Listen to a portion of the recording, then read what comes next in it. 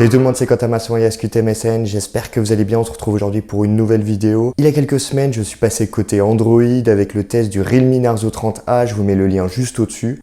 Aujourd'hui, on va s'intéresser au Xiaomi Poco X3 Pro, un smartphone qui en surprendra plus d'un et qui se place en concurrence directe avec le Samsung Galaxy A21s et le Xiaomi Redmi Note 10 Pro. Avant de vous en parler, je vous invite, si ce n'est pas déjà fait, à mettre un gros pouce bleu, à vous abonner et bien sûr à activer la petite cloche pour être au courant des prochaines vidéos qui sortiront sur la chaîne YouTube. Et restez bien jusqu'à la fin, je vous donnerai mon avis sur le Xiaomi Poco X3 Pro. J'ai donc entre les mains le Xiaomi Poco X3 Pro couleur noir fantôme et vous pouvez d'ailleurs le commander dès maintenant sur Cdiscount. J'en parle à chaque déballage, mais pour moi, l'expérience utilisateur sur un produit commence dès l'ouverture de la boîte. Celle-ci est ultra minimaliste avec comme seule information le nom du téléphone et des couleurs dominantes comme le jaune et le noir. À l'intérieur, on trouvera tout d'abord un carton avec un message de bienvenue, également un kit avec l'habituel guide de démarrage, des autocollants Poco et le trombone pour ouvrir l'emplacement dédié à la carte SIM. Chose appréciable, Poco a glissé une coque transparente pour protéger le smartphone. Il s'en suivra bien sûr le téléphone qui est protégé par un film plastique et bien sûr le câble de recharge USB ainsi que le bloc de recharge. Au niveau du design, la face arrière est en plastique lisse et on a une large bande centrale façon fibre de carbone avec le logo Poco en tout gros.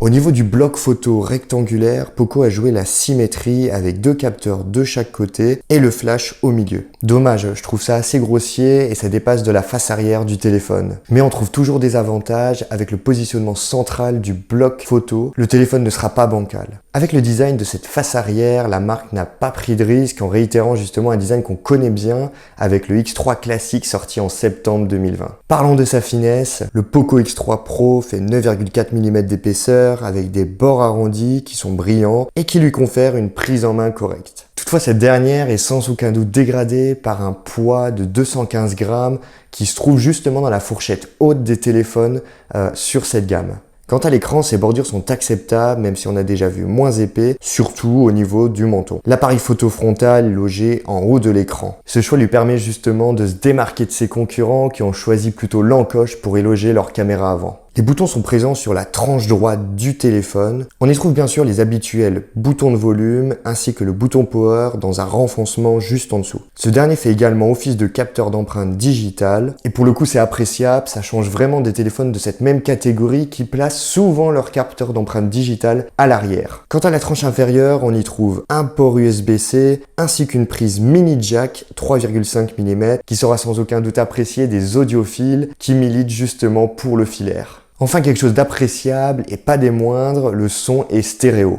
Ça vous donne un côté un peu plus immersif lors du visionnage de vidéos, que ce soit sur YouTube ou sur des services de streaming comme Netflix par exemple ou Disney+.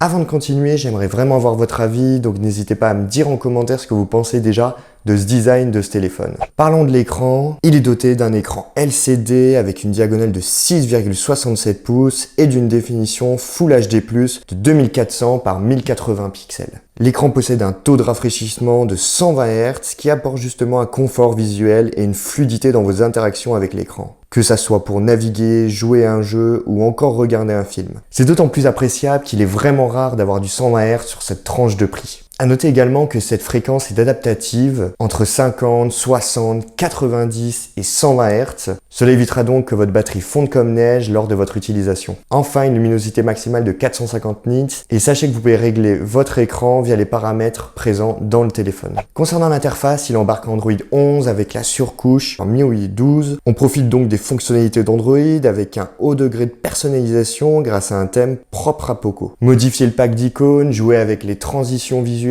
changer la transparence du tiroir d'applications ou encore changer la taille des applications. J'ai été surpris par le centre de contrôle qui m'était pour le coup familier étant habitué à iOS. Vous pourrez du coup le personnaliser pour qu'il réponde vraiment à votre image. Comme vu précédemment, le Xiaomi Poco X3 Pro possède un capteur d'empreinte digitale. Son emplacement me laissait quelques doutes quant à sa capacité à déverrouiller le téléphone. Eh ben c'est tout le contraire. C'est fluide et super réactif. Un simple toucher sur le bouton et le téléphone se déverrouillait. Le Poco X3 Pro que j'ai entre les mains est équipé de 6 Go de RAM. Vous n'aurez donc aucun mal à laisser tourner en arrière-plan plusieurs applications sans pour autant dégrader l'expérience utilisateur. Côté puissance, il embarque un processeur Snapdragon 860 et un GPU Qualcomm Adreno 640. Autant vous dire, et sans surprise, il se place tout en haut de sa catégorie en termes de performance. Au quotidien, ce téléphone est super agréable à utiliser, c'est fluide, bref, c'est vraiment plaisant. Du coup, avec un tel processeur, vous n'aurez aucun mal à faire tourner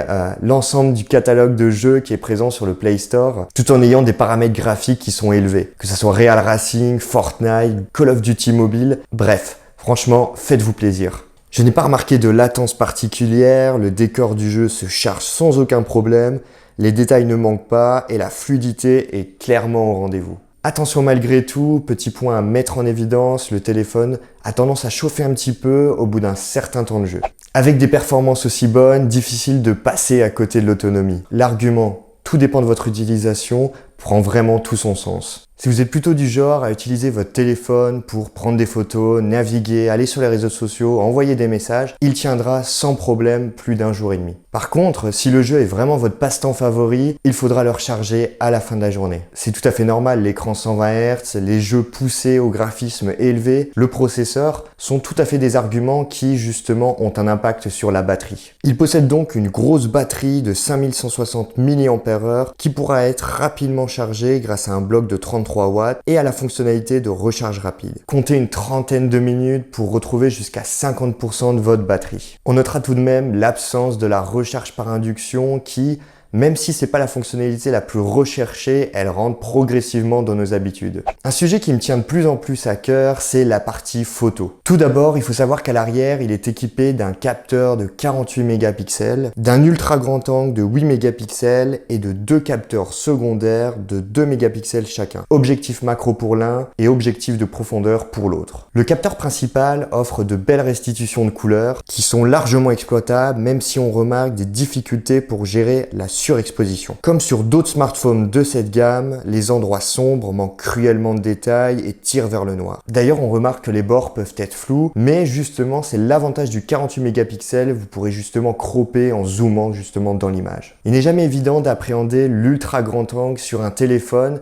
et celui-ci ne déroge malheureusement pas à la règle. La distorsion optique se fait vraiment ressentir, les couleurs sont moins équilibrées et on perd en netteté ainsi qu'en luminosité. L'objectif macro s'adapte plutôt bien, mais j'ai du mal à voir vraiment la valeur ajoutée qu'il apporte. On pourrait faire exactement la même chose avec le grand angle. Les photos de nuit sont tout à fait acceptables, même si on perd un peu en netteté et on gagne donc en bruit numérique. Par contre, pour le mode nuit, je suis vraiment embêté, j'ai du mal à me prononcer. Je vois vraiment pas de différence entre le mode nuit quand il est activé, quand il est désactivé. À l'avant, on retrouve un capteur de 20 mégapixels. Les photos en mode portrait sont tout à fait acceptables avec un bon niveau de détail. De manière générale, le flou d'arrière-plan est plutôt propre, mais il a du mal justement pour tout ce qui est cheveux et barbe. Sur la partie vidéo, il est capable de filmer en 4K à 30 images par seconde. Le Xiaomi Poco X3 Pro est proposé en 3 couleurs, noir fantôme, bleu givre et bronze satiné. Et au niveau de la configuration, vous avez le choix entre 6 Go de RAM avec 128 Go de stockage pour 249 € et 8 Go de RAM avec 256 Go de stockage pour 299 €. Ce téléphone a de nombreux points positifs. Tout d'abord, il en a vraiment sous le capot et c'est peu dire. Pouvoir jouer à des jeux avec des paramètres graphiques aussi élevés, c'est vraiment du luxe, surtout sur cette tranche de prix.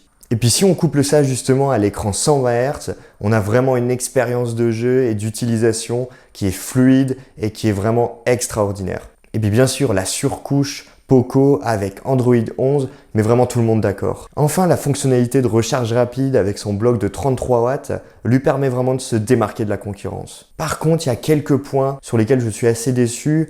Déjà au niveau du design, on aurait bien aimé que Xiaomi profite de cette deuxième version pour justement rafraîchir le design du téléphone. De même, au niveau de l'appareil photo, il fait le boulot, mais il ne se démarque pas vraiment de la concurrence. On aurait aimé justement qu'il y ait des améliorations au niveau de l'ultra grand angle, de l'objectif macro et de la fonctionnalité de mode nuit qui laisse pour le coup à désirer. Également, ce téléphone est vendu comme un téléphone gaming, mais avec son poids.